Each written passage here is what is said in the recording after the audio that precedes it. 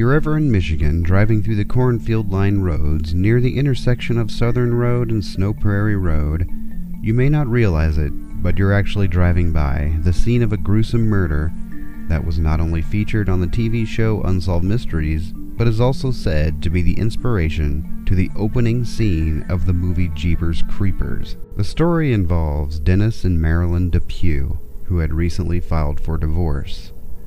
Dennis was said to have been an abusive husband, and the couple were going through a custody battle. On Easter Sunday in 1990, Ray and Mary Thornton were out on a drive through the Michigan countryside when a van went speeding past them. The van turned out to belong to Dennis Depew.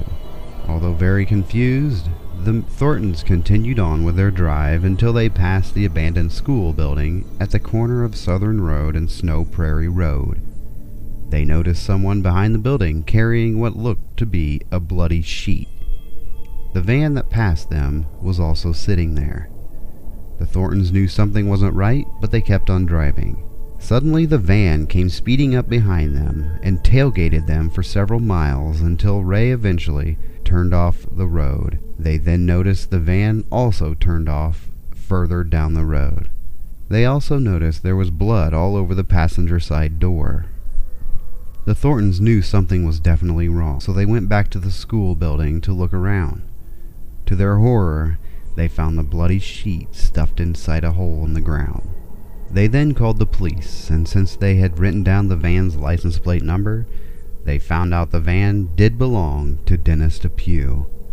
Police did end up finding the body, eventually, down the road not far from the school. It was determined that she had been shot in the back of the head.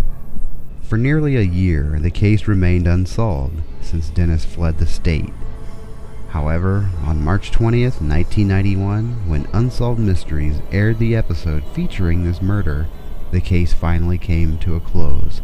You see, by now, Dennis had been living in Texas with his new girlfriend. He also had changed his name to Hank Queen. When the episode aired, Dennis, or Hank, was actually watching it on TV.